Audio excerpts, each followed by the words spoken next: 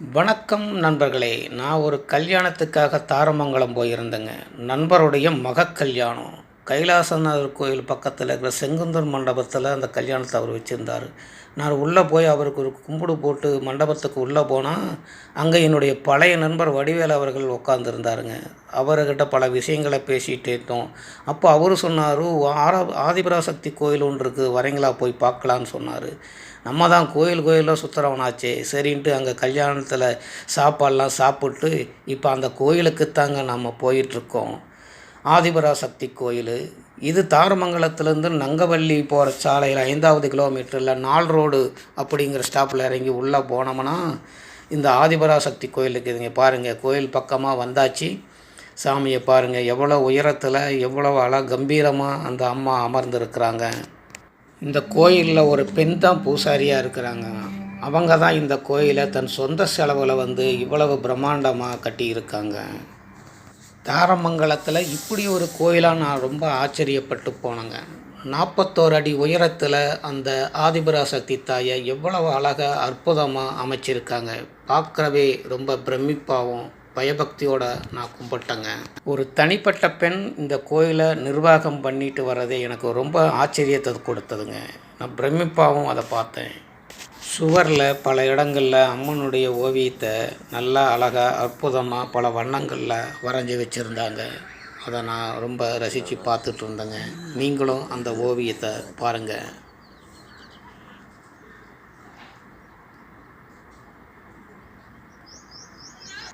சாமி சன்னிதானத்துக்கு முன்னால் ஒரு சிங்கமும் அதுக்கு அருகில் ஒரு பலிபீடமும் இருக்குதுங்க.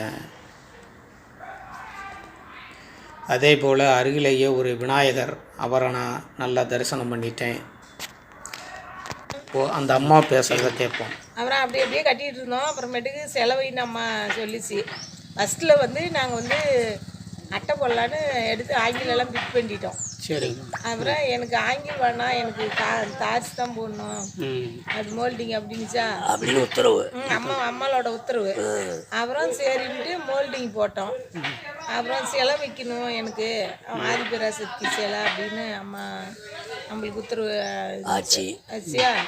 அப்புறம் திருப்பி சிலை வைக்கலான்னு சிலை போய் பூந்தி ஐநாசில் சிலை ஆர்டர் கொடுத்துட்டோம்.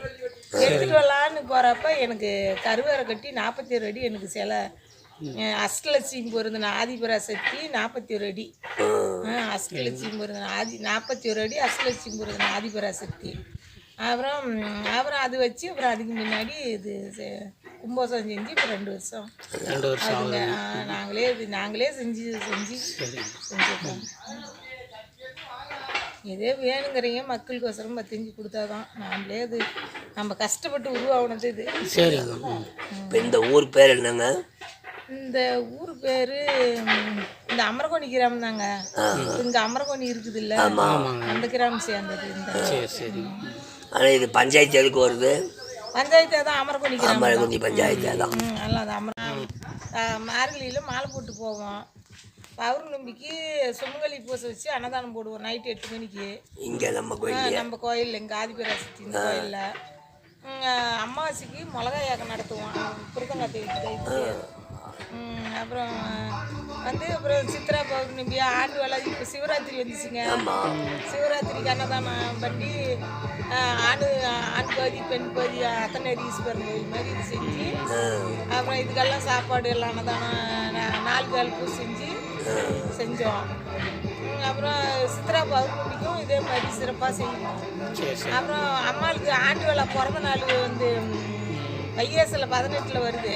வைகாசி 18 அம்மாளுக்கு ஆட்டு வேலை. அது பால் குடம்லாம் எடுத்து நல்லா சிறப்பாக சாப்பாடு காலையிலேருந்து பொழுதாரம் வரைக்கும் போட்டு சிறப்பாக செய்வோம்.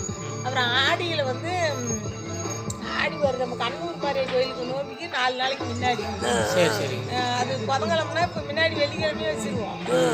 அது அதுக்கும் பால் குடம் கஞ்சி கலையம் அத்திப்பியரமும் இதெல்லாம் எடுத்து சிறப்பாக பண்ணுவோம். இந்த மேல்மருவத்தூர் கோயிலுக்கு எப்படி கொண்டு போகிறாங்களோ அதே மாதிரி எல்லாம் பண்ணுறீங்க. அனைத்தையுமே நடக்கும், எல்லாம் பண்ணுறீங்க. அது எது நடக்கும் அந்த அளவுக்கு நினைச்ச காரியம் அந்த இடத்துல வெற்றி ஆகும்.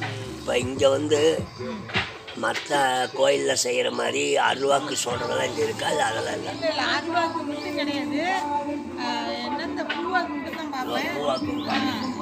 அம்மாவை நினச்சி பூவாக்கில் அப்போ சொல்லிடுவீங்க பூவாக்கில்.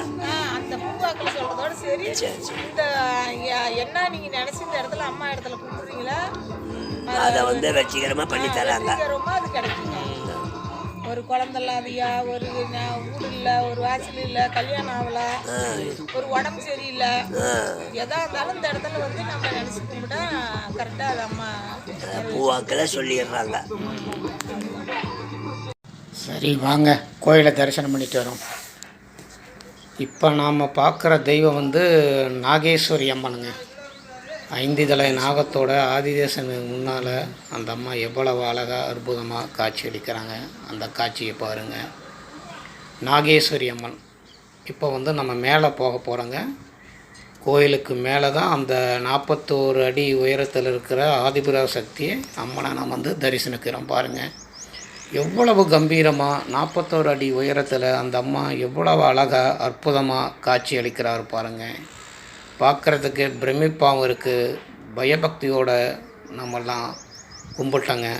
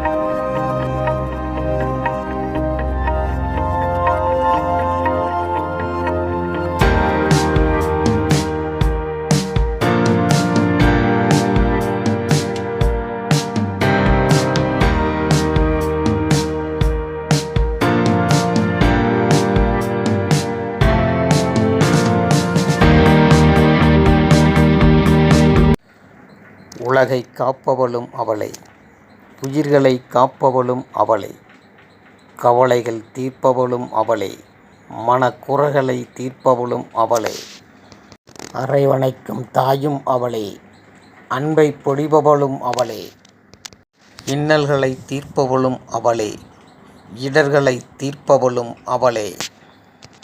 ஓம் சக்தி பராசக்தி. இந்த கோயிலில் முக்கியமான ஒரு அம்சம் ஒன்று இருக்குங்க.